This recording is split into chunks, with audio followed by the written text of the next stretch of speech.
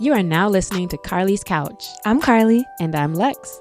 In this podcast, we discuss a wide array of topics about life and how to live your best life. Whatever that looks like for you. Hope y'all enjoy. Hello, hello, hello. Happy Monday or whatever day of the week it is for you. Welcome to the Bouch. We appreciate you guys listening. Appreciate you being here with us today. We have a special guest that we're excited about. Special guest. Yeah, a special Mario guest. and Luigi. Pizza Mario. Damn, we started early today. Okay. So first, I want to start with reading a review. If y'all have not left us a review, please do so. We love to read these at the beginning of episodes, especially if it was an episode that spoke to you or something important. And so shout out to Sobi. This episode was amazing. It touched on a lot of things I found myself doing both knowingly and unknowingly. I'm excited to put a lot of the suggestions you guys provided into action.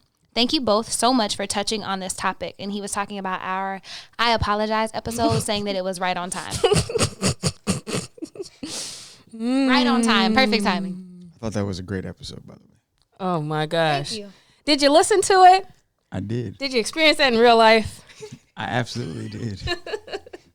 So, also I want to shout out Nate, our VIP listener, who wished me happy birthday. I think he left us a message, actually. Oh, did he? Because I saw the text version of it, or he either texted the number or called or whatever, but I appreciate you wishing me happy birthday, so I just want to say that. And we've also had past folks who leave comments about topics that they want to hear us discuss. And was that your friend? Yes. So shout out to Sarah for leaving us a voicemail. She was actually our first voicemail. Oh, it was on the voicemail. Mm-hmm. Okay. I can't remember how it was left. Yeah. I got a hotline? We do. Yeah, we do got a hotline. We got a bat phone. All of that. Oh. You don't need the number, though. Don't worry about that. But yeah, she called in and asked if we could do an episode on grief. And seeing as how like Carlie and I were like, we haven't really dealt with that so much, or at least for me. We're not really subject matter experts, and lately we've been trying to bring in people who are or who have experience and gems and life lessons and things for y'all around these topics. And so we kind of set with that one until we found a person who could help. Yeah. And so today we are talking about grief, how you deal with it in a healthy way, what happens when you don't. And we have John Conyers III here, who you see if you've been watching it. And here, if you heard, he made a couple Peanut Gallery comments. Let me not do that because he might roast me, and I don't feel like doing that today. I would not. That's not mine. I don't feel like dealing with that today. But we have John on to talk about grief because from speaking with him and getting to know him, his father passed away in 2019. But then not only that, but then he would mention other people that were very close to him. And it's like, geez, like, how do you even deal with all that? Like, what did you do? How are you still dealing with it or processing it? And I realized that he could be a good person to talk about this topic today. So, John, we're thankful for you for chatting with us today and for being here. And first of all, I think I'm going to let you kind of say a little bit more about who you are, what you would want to say as far as an introduction to give context to the episode. No. My name is John Conyers III, born and raised in Detroit, Michigan, partner at EIA Alpha Partners, and between the years of 2016 and 2019, I had 9 people die, or 2020, I should say. I had 9 people that were in my life or impactful in my life die. I would say, I think 8 of those people, 7 of those people died in 2019. Oh, gosh. So, and it was like back to back. It was kind of like a momentum type of, if you can even say that. Like, first it was 2016, my an aunt who was really like my mother, and kind of raised me and gave me the gift of music, which is a former career of mine, died. And she was like the primary person that encouraged me in that. And then, a little over a year passes, and then another aunt who was also instrumental in my life and took care of me passed. And it was kind of cool for a little, like, not cool, but, when you have someone like 2 important people like that pass almost back to back, like, I would say that a year is not really enough time to like digest like a very, very impactful and close relationship like that. And so it felt like by the time I had just kind of gotten used to like, okay, my aunt Galinda's not here, my aunt Rhonda passed, and then I'm dealing with that. And so then there was a little bit of time to kind of process both, and there were just so many things happening. Like I ended up running for Congress, so it wasn't that I had processed it, but I was like, my attention turned to other things. Mm-hmm. So I didn't really have like the time that you would normally take to process it. Just I didn't have it. And then 2019 started and everything, was done. And then it just one hit after the other. So it's nothing in life can really prepare you for that, as I've told many people, and people call me and ask how I dealt with it. And I would say there's really nothing that can prepare you for it. But I'll let you guys ask your questions before I just ramble. So would you say, though, that since 2016, you have been in a feeling of or been experiencing grief? Like it's an ongoing thing? I think 2020 was the year where I finally kind of took time for myself and took the time to really stop and process. Can I curse on this podcast? Yeah. All the shit. Like, I just took time to like really deal with all the shit that was happening. Like, getting my dog, who's chilling to the right of us, that was part of the grieving process. Yeah, so it's 2020 was kind of the year that I was able to. So it's not a feeling the whole time. Are you calling grieving when you're dealing with it head on? So you wouldn't say you were experiencing grief that whole time, but that to take that time to process it was your grieving.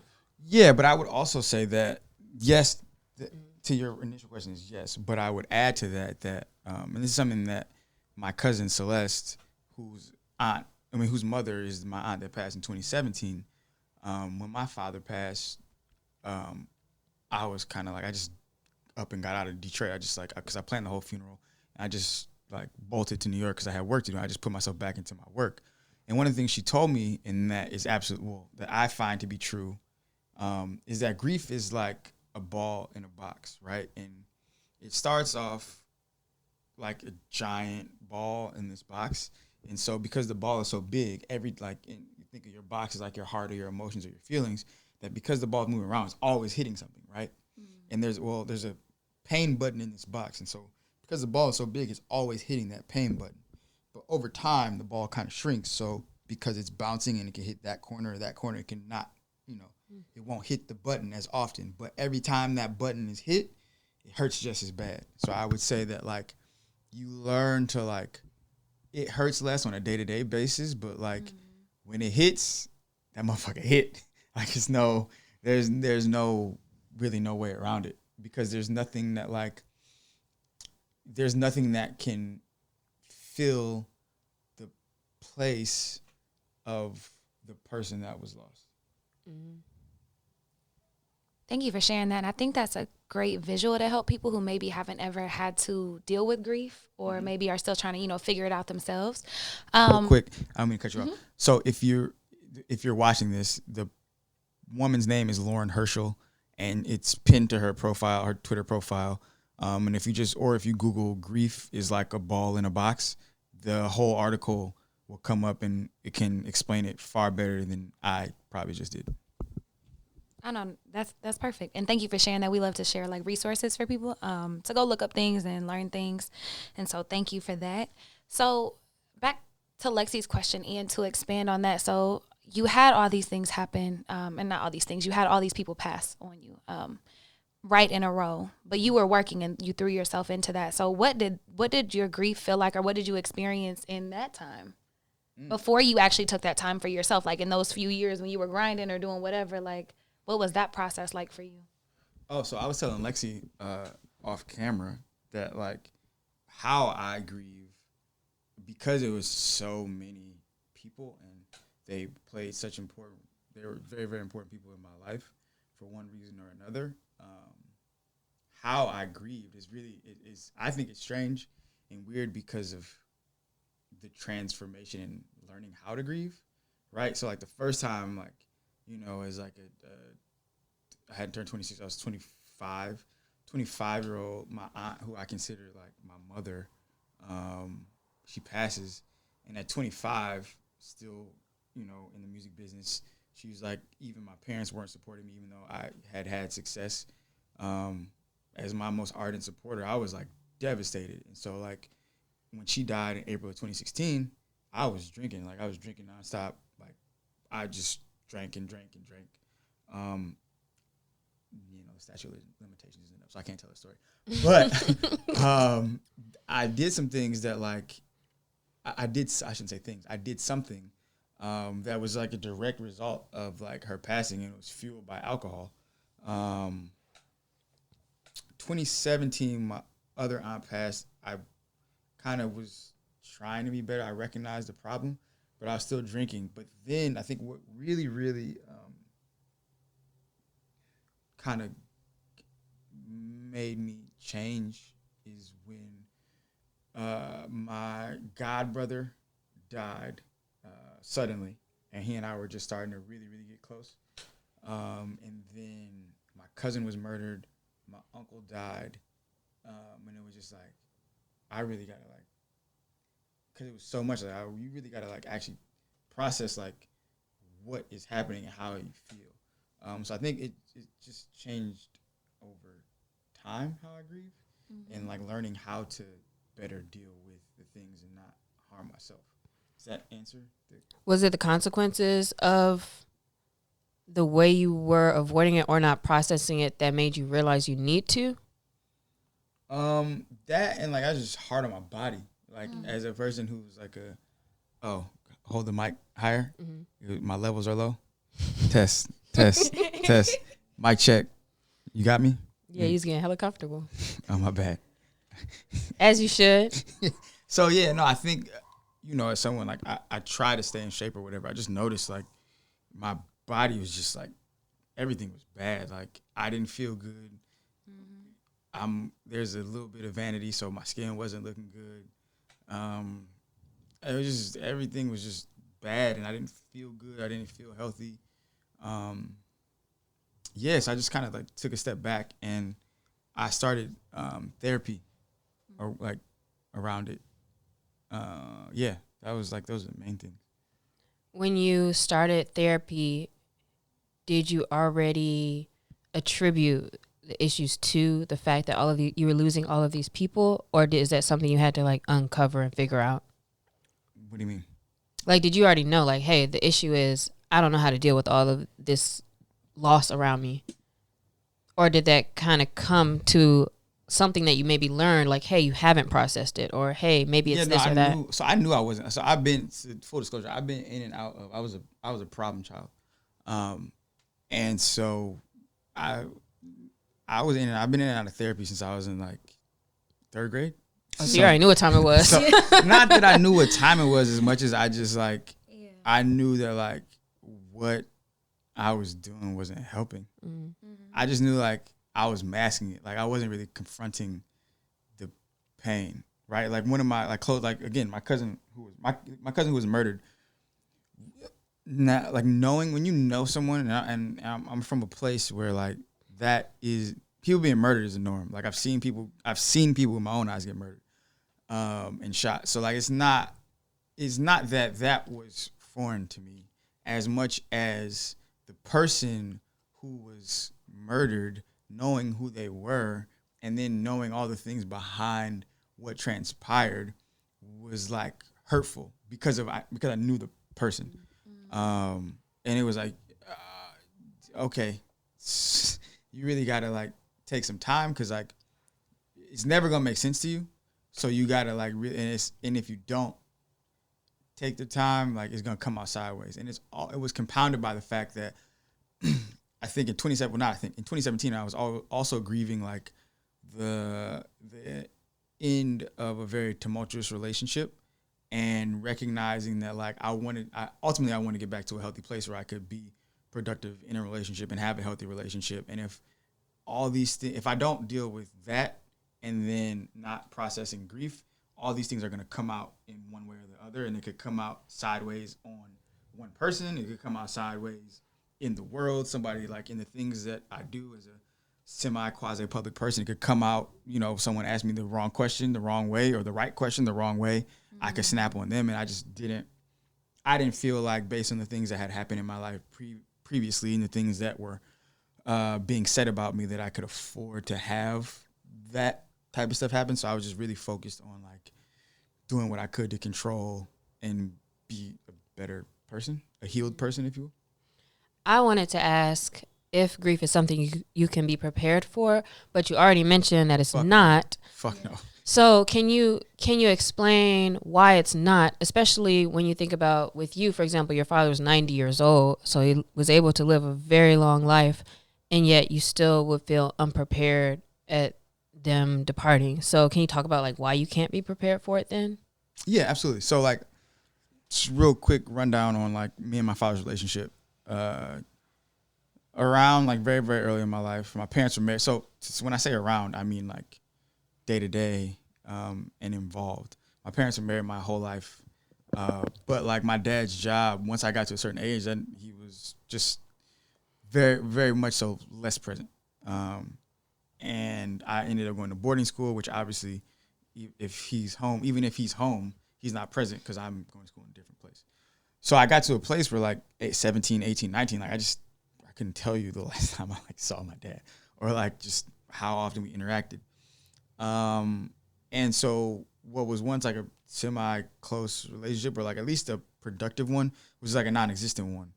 And so I confronted him at like I think 19 or 20.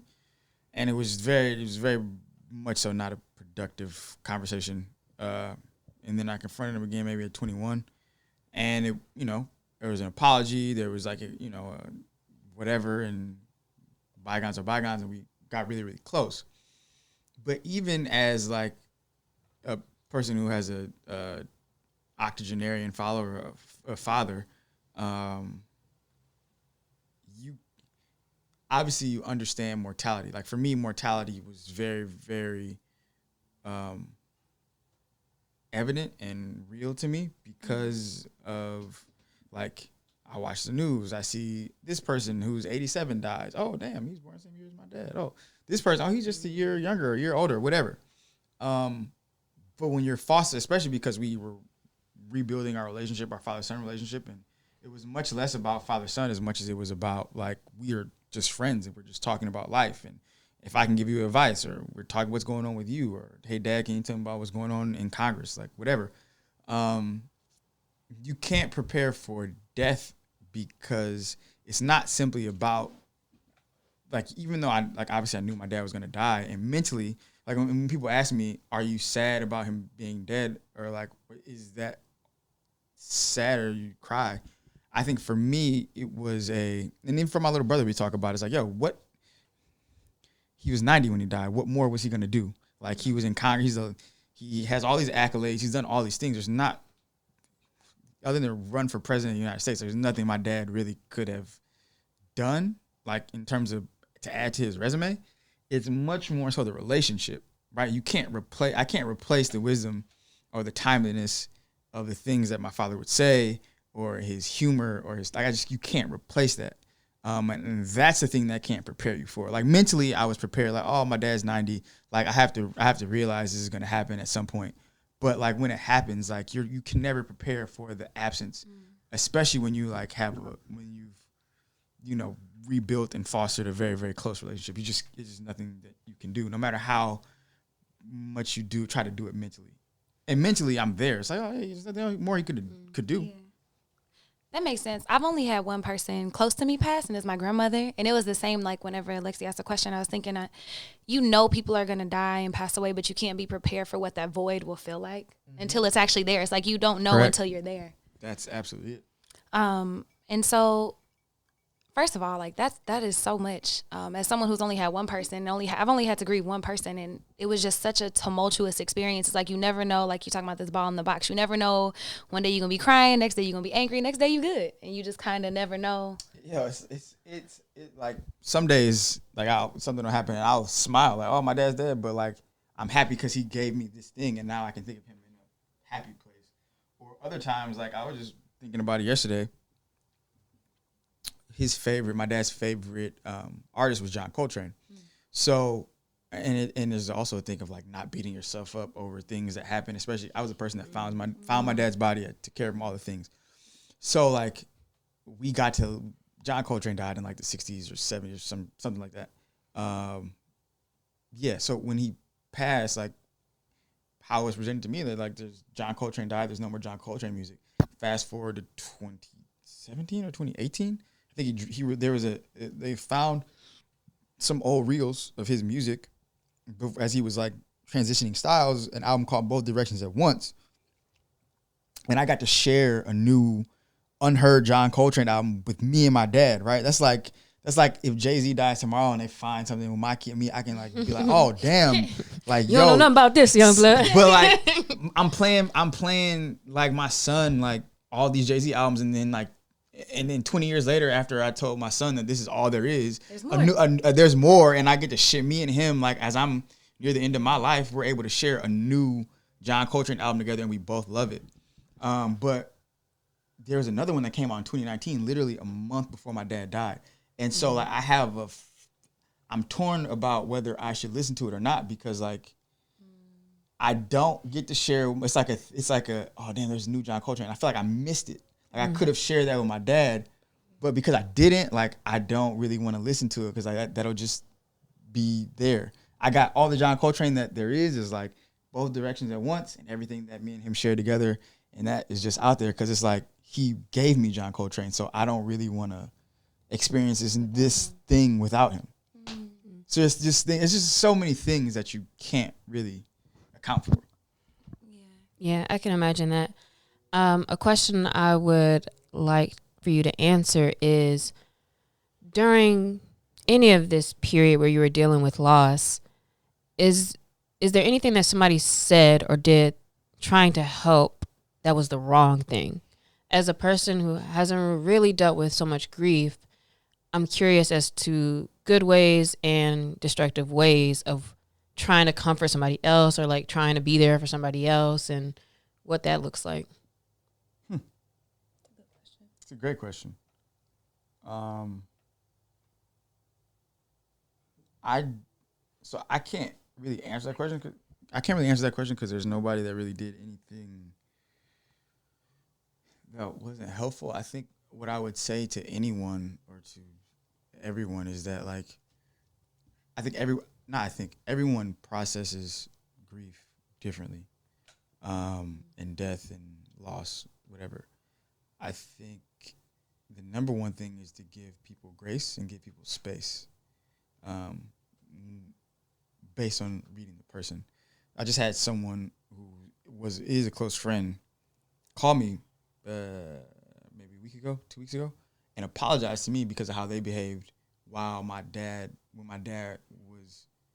was planning like all the funeral, and I literally planned funeral from top to bottom, had to call, organize, and do all the things, and like but that person already knew all the people that had already died, and then like 2 months after my dad died, another one of my cousins was murdered that I grew up with. And she apologized because she was like, I didn't understand how you didn't have the capacity to just be available to me, to like I'm not trying to not talk to you. I don't have anything to say to you. Like I'm literally trying to process like, yeah, my dad just died, but then there's all these people that before him that I'm still like trying to process in my mind. And then like right after that, someone else died. And so I think the number one thing to do is just like be patient and be kind to people, because like you just don't know how it's affecting them and how they're getting through. For me, I'm a person that like, I'm not really trying to talk to you about like anything. I just need my time, my space. Like I'm not a big crier. In fact, I could probably count on both hands how many times I've cried since my dad passed. So that isn't the thing. I think it's just a matter of just assessing the person. and trying to be what they need more than there's like a right or a wrong way. But the absolute wrong thing to do is like prioritize them communicating with you about what they're feeling. That's the fucking wrong thing to do. And that has happened to me. And that shit will like, I don't think that me and this person like, well, I'm not a vindictive person. So like I don't hold grudges for real, or I try not to, I should say. But our relationship will never be the same because they prioritize like me communicating with them about what was going on with me, or me making room in my life for them when I'm trying to process all this loss. Mm-hmm. And how do you balance though, especially when it's like family, you dealing with the grieving and being around like a mom, a brother, other people who also do feel it as well? Like how do you balance all that? Or is it not your not problem, but not your responsibility necessarily? Well, I think it's different, right? I think it depends on your family dynamic, right? I don't come from a family that's very communicative. So like me and my brother talk, but as far as like my mom, I think she had and has her own support system through when my father passed. So I was not really concerned with I'm just being frank, like I was not concerned with how she was processing, because I like, if you want to talk about like, if you want to use an analogy, I did this shit from the rooter to the tutor, if you will. So like I found my dad's body. I had to call my little brother, had to call my mother, I had to call my dad's younger brother, I had to call the coroner, I had to do all the things. I had to call the funeral home, I had to fucking pick out the casket, I had to call every celebrity that was gonna come speak at my dad's funeral. I had to go to the church to plan out everything. I had to make sure there was a list, like, okay, these are celebrities that are coming. This is where the politicians are gonna sit. This is where the celebrities are gonna sit. This is where, okay, all the people that are just from the city of Detroit, after we seat all the celebrities, whatever, they're gonna sit here. Okay, then we're gonna take this path to get to the cemetery. We got to make sure the military is there so they can do the 20, whatever the salute is that, my dad was a veteran. All these things. I had to pick out all of his outfits. Oh, I'm a Mason. My dad was a 33rd degree Mason. So I got to make sure I got to contact the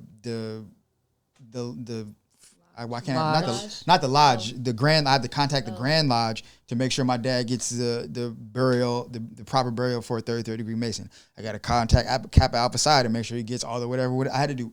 I did literally everything. So quite frankly, because I didn't have the help, I really wasn't fucking concerned with what anybody, like I literally, my dad, the funeral ended, all the things ended at around like, I want to say 6:30, 7 o'clock at night after we put him in the ground. I went to the repast for like 30 minutes, and then my homies who I texted like right after I found my dad's body, we went to the cigar bar where I go to back home, and my publicist came. My publicist was there. Both my cousins were there. I smoked cigars while we're at the table eating dinner and smoking cigars.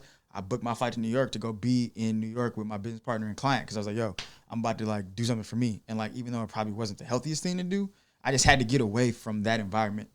So I can't tell anybody how to do it. I would just say you have to do what's best for you, because ultimately,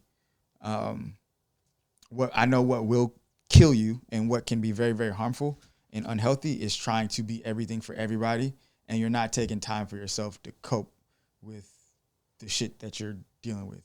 And you can literally die from heartbreak. So I would say do what you need to do for yourself in a healthy and productive way.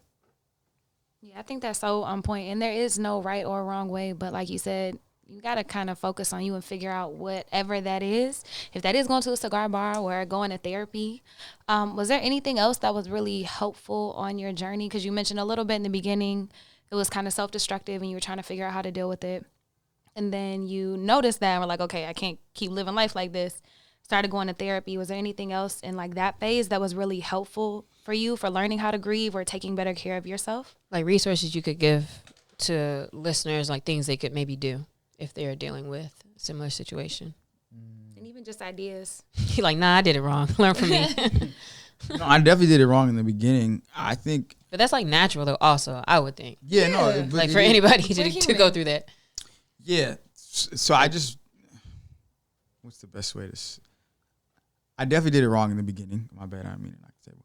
I did it wrong in the beginning, but I would say that the most important thing is just evaluating, trying to be self-critical. Like, I'm a very self-critical person, and try to, like, if I get it wrong, I'm happy to say I got it wrong, or not happy to say, but I'm willing to, and more than okay with being wrong, but and trying to course correct. And so I just saw how I was acting and how it was destructive, and it just wasn't beneficial to me and for where I was trying to be, or who I was trying to be, to the people I was trying to be that for, or to myself. And it was just a matter of making that tough decision to at least try something. And I think it's really, I don't know if this is not just about grief, but this is just about in general. You got to have people around you that want the best for you, and want to see you in a good place. That's also very helpful. There's people telling me when, like, yo, you're fucking up or you're wilding out. Like, part of it was like I went to so oh man. Yo, this is really crazy. So my oldest childhood friend, and I feel bad, I really got to apologize to Uncle Hussein. At some point, I got to apologize. I got to call him and apologize. My oldest childhood friend, his uncle invited us to a Floyd Mayweather watch party. And this is back when you could go outside and there wasn't a pandemic. And it was at a very wealthy and potential client of my hedge fund. And he was going to introduce us. And me and that person are not Uncle Hussein, but the potential client. We're still close. But I was still dealing with my aunt passing. I just dealt with a very traumatic breakup. And I don't know if it was, I think it may have been whenever that fight was in 2017. I'd have to Google it. But I think it may have been after my aunt passed in 2017, because it was a little brisk. I remember the night being brisk. But we all went to this fight party, and when I say I was acting ass, I mean, like, I was like yelling, like I was yelling, like I was watching Floyd fuck whoever it was up. Like, I mean, Floyd was going crazy, but I was like, it had to be the Conor McGregor fight, and that had to be after June, because Floyd fights in like fall. So it was either spring or it was fall. Either way, Floyd was fucking Conor McGregor up, and I was being a little over the top, and I had a few tequilas, as I have now, and every time Floyd hit him or made him stumble, I was like screaming, yelling, loud as hell, right? Loud as hell. So the person who invited me was like, "Yo, can you chill out?" But the wild part is, their boss was like egging me on, like, "Yo, go crazy! Like, thank you for being here. Like, we need this, right?" So it was crazy. But then my homies were like, "Yo, we don't care. Like, we love you, but just know, like, yeah, you were wilding." And like, I had to take a step back. And then like, me and the uncle are still cool, but it was one of those things where like, yeah, but you were there as my guest. I don't care what she was saying. Like, you're my guest. So it was one of those things like, oh damn, this is a person that I've known since I was a kid. They've always looked out for me, and I may have embarrassed them. And it was just one of those things where, all right, so like, I don't think I'm doing this. I don't think I'm handling all these things right. Like, it feels good because like I'm turned up and nobody's telling me anything, and I'm not causing any like real damage. But like, in reality, this is not healthy, and this could go the wrong way. So that was really that night. Shout out to Floyd and Conor. That night was really the turning point for me. Where I was like, I need to like reassess some things. And I think my mom told me about myself one time too. She was like, "Yo, you're drinking a lot." Like, I was drinking a lot, like a lot. So it was one of those things where I just, had to just take a step back and decide if I, was going to be alcoholic or not. Did you do any journaling or like have an outlet with writing or, doing anything, any habits besides drinking? So I'm a former songwriter. So I wrote like a whole album through that time. Linked up in the show notes, guys. Be sure to listen to that. It will absolutely be not be linked up in the show notes. but you have heard my music before. If I can flex, but yeah, or I shouldn't say you heard my music before. You heard the songs that I've written before. But yeah, I wrote this entire album, and yeah, I actually wrote two. One was like the grief of like the loss of the breakup, which is another form of grief, but I don't think that's covered. I don't think we any loss. You can talk about that too. I think there's levels though. There's levels to loss of something somebody you cannot see again, and a situation that did not turn out the way you thought or wanted it to. Correct. But it all is still very much lost. Like you can apply all these things to any loss, I think. Yeah, I think so. I'm gonna touch on it just really briefly.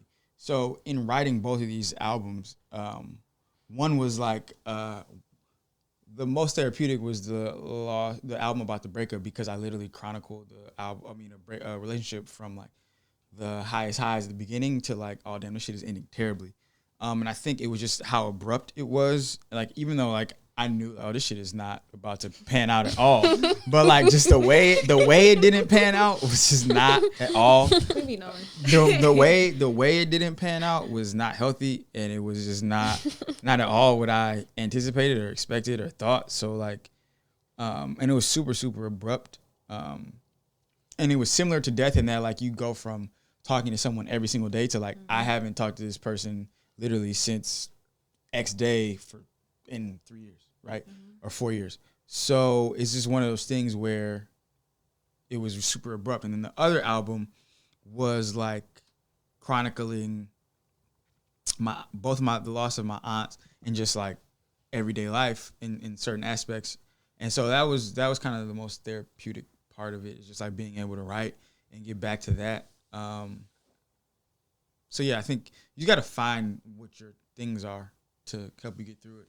And what's the balance though between like running away from it and avoiding processing our feelings and being busy and staying busy? Because I would imagine that it makes sense to like run and get straight to work and like keep doing things. And I feel like I see that motif often in movies and TV where you just get busy. But I feel like some of that is necessary, right? Like how do you know when it's too far off the rails?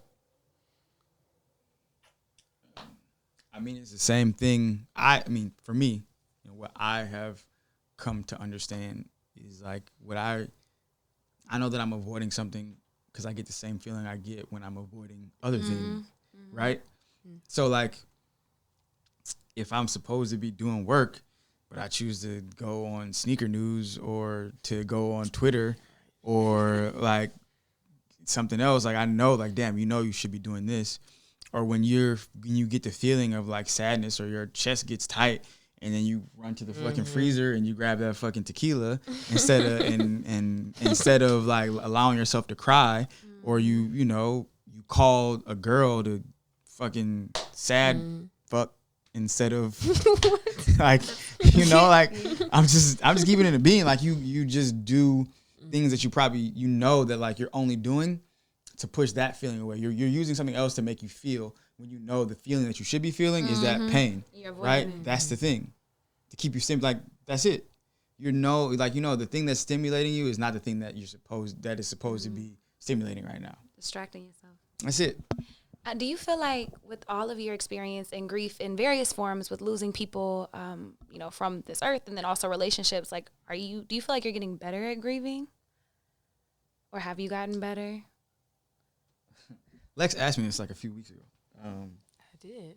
Yeah, I don't know. I don't know that so one of the things I'm going to go back to therapy, and I intend to soon, because I don't know that I've gotten better at it as much as I've learned how to deal with it in a way that doesn't spin me out or put me in a bad place or is not detrimental to the people around me. But I don't know that I don't know that I'm good with it.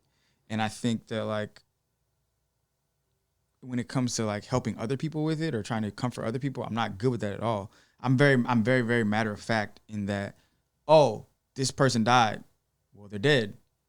Life goes on. And I think that's because it is a byproduct of having two people that I literally grew up with, right? Murdered less than 6 months apart, or exactly 6 months apart, right? Like, and both of their bodies were just left, like, one was left on the side of a house, the other was left in the front yard of a house, like, and just niggas had to find their bodies and whatever. Both had, like, one was unrecognizable, the other had a closed casket, right?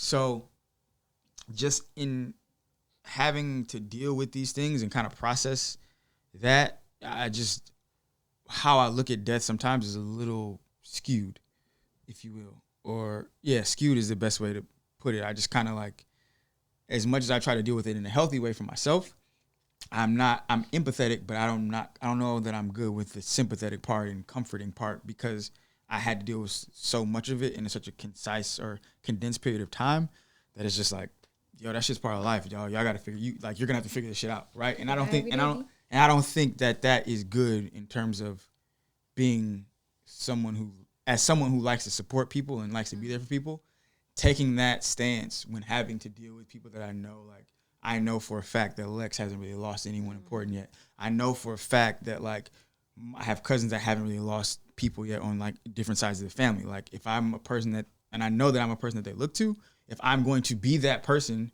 when they look to me, when that shit ultimately happens, I gotta work out the shit in preparation for that. Mm-hmm. Forgive me if I'm kind of asking the same things in a different way, but what would you say is helpful for, let's say if we have a person who is like, they're still in that mode of like, I just want to be in my dark room, and, you know, like, because sure, like, things have helped, therapy, writing, whatever, but like, how do you like jump out of like, I need to do something, or like, you know, out of being in a very dark place, or getting unstuck maybe? Yeah, like how can you, or is that not something you can answer for somebody else, I guess? Yeah, you can't. How you get unstuck out of it? I don't think you can answer that for. I don't think you can answer that for anybody else. I think, that's just got to be that's a you thing. Mm-hmm. And there are times where, like, I was very still be in a dark room. I was destructive. There are times when I was very, very destructive, even before people were dying, and then people died, and I fucking added fuel to the fire. And even in 2021 and 2020, there are things that I do that, like I'm aware of it because I wanted to be better, and I've done the work. They're like, oh, this is the behavior you're trying to get away from. But I think certain things are always going to be there, and until you're ready to confront those things and change them, I don't think there's anything that you can really. This is my perspective. I don't think there's anything you can do.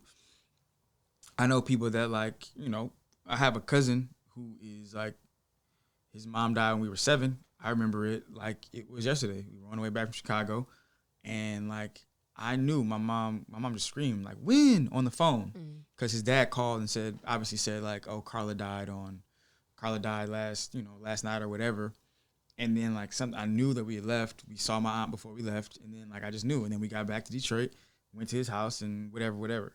So he still very much deals with things like he has a short fuse.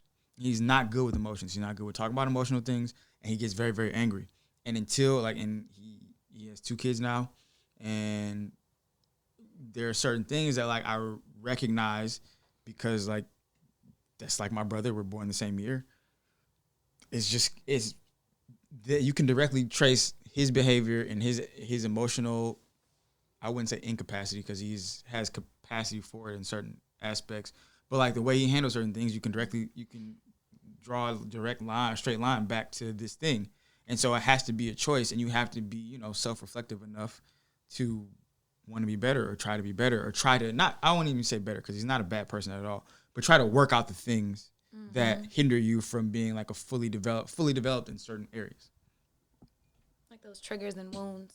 Correct. Well, sorry for being long-winded. That trigger is so much better word than all that shit that I just said. I mean, but you put the words to it from the lived experience, right? Like I can read an article and say, yeah, you're gonna get triggered, but it's like, no, you have all these life experiences, and that's a very real side effect of having things happen to us, whether relationships, whether losing people that we can't control. And you can't control your triggers, you can't control your wounds, you can't control days when you might be sad or be stuck in that room or you know, setting shit on fire, whatever, figuratively, literally, like all those things. And I think there is no right or wrong way to deal with grief. But the thing that you said the most that stuck out to me is like, you can't self-destruct. Like, you have to make sure you're doing whatever that looks like to try to not like bring yourself to the ground with everything else. Yeah. Oh, let me add this. Agree. Yes. But I would add, so like Thursday, there was a video of my dad that I was just scrolling through my phone, and like, it was just like a video of him saying some shit. I don't know. But it was very like, it was timely because I'm dealing with some things with this company that I'm a partner at. And I would say that as you're dealing with self-destructive things and trying to work things out, or even if you're not dealing with self-destructive things, I think part of grief is honoring the relationship and like allowing yourself to feel all of the things. So a lot of times, like when I was younger, because death has been it's very, very weird. Like I remember where I was when, like, you know, one of my cousins committed suicide when I was like 13, and he was like a big brother to me, the cousin I just told you about, and another one of my cousins. And the best thing to do, you know, because you're gonna feel the pain, is just cry. Like sometimes you just gotta let that shit out. And part of honoring the relationship and the importance of the person is allowing yourself to feel and allowing yourself to be hurt. Because again, there is no, like, I can never replace like I know everybody thinks their dad is like super wise and knows the shit. Yo, my dad was really like that nigga, like, he died at 90, and he was like really an integral part of, like, he's just saw so many things in America. Like, he was a war veteran. Then he fucking came home and went to law school, started one of the first African-American law firms in the history of the city of Detroit. He's just a pioneer for so many things. Like, he co-founded, like, he did so much. And so, like, I don't know if I can't say that is the reason why he was like this old sage nigga in my life. But like, I haven't spoken to a person as wise or as like timely as my father when I ask and need insight. But what I would say is, in me crying and me, like, you know, going back and watching videos and, you know, allowing myself to be fucking hurt, and like some days I don't want you around, and like, sorry Lulu, sometimes I yell at my dog, and like it comes out on her, like, yo Lulu, can you just go sit down? Like, you gotta honor the pain, because there's no replacing these people for whatever the thing was. It could be that, like, yo, my cousin came over and we, you know, he had the pack, and whenever he came over, we would talk about certain shit, and he would tell me about, you know, his daughter that, you know, he had, that like he is left behind, right? And tell him about what's going on with her, and like all these things that are going on with his mom, right? I'm never gonna get those conversations back. And like, I don't know his baby mama like that. So like, me feeling a sense of connection to him, like, and to her, came through him. And so like, those are things that you just can't get back. And so because of that, like, whatever happens, sorry to be long-winded again, but you just gotta honor the feeling and the things. And like, it's gonna hurt less. The more you honor it, it's gonna hurt less. But the more you try to push it away and like avoid it, it becomes like almost like this elephant in the room, and it weighs on you. So I think that's actually an appropriate place to end it, because essentially it summarizes all of this in that, like, honor your feelings, honor, you know, how you feel about the person or about the loss. And before we go, we want to acknowledge you, John Conyers III, for being here with us, for still being here on the earth, for having dealt with so much in a way that allows you to have something to give back to others and to empathize with. And I think that's very valuable. I learned some things, and I'm over here feeling kind of scared thinking about death, which is terrible. But I feel like a lot of people will be able to identify, and I feel like this is one of those things where everybody would have their own kind of story. So for those who are listening, Sarah, hopefully she listened to this one. I'm interested in what your thoughts are about what John has said. If you agree, like, what was something that worked for you, what didn't, like what your journey looks like. When you guys comment on YouTube or the post on the site or Instagram or wherever, we definitely look forward to kind of hearing your thoughts on the topic as well. Yeah, and things that you have dealt with and that might have helped and could help other people. Again, thank you, John, for sharing. Of course. Yeah, rehashing that or, these lived experiences. Can't imagine it's easy, but there is so much insight in what you were talking about and so much value. So also, John, we always do like a shout out at the end where we shout out like a friend or people we know or something cool that's happening.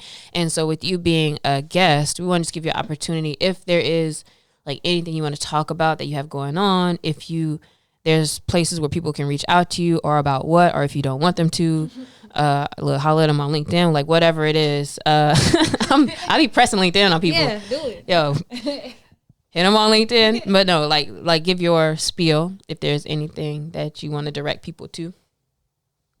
Direct. I wish I would have. I didn't prep you for that. My bad. You didn't prep me for that part. Well, I mean, yeah, we shouting you out. It might just be check out the company. I don't know. Yeah. So have I talked about that? I didn't say anything about that. No, you can. Yeah. Say whatever you want though. I'm trying to be quick because I'll be long with it. So, again, I'm John Conyers III from Detroit, Michigan. And I'm a partner at the first minority-owned hedge fund in the history of the city of Detroit, and the first quantitative fund in the state, or the only quantitative fund in the state of Michigan. So if you have interest in finance, you want to talk through some things. What's the name of it? It's I didn't say that. What the hell's going on? You see, this is not my thing anymore. I'll be chilling.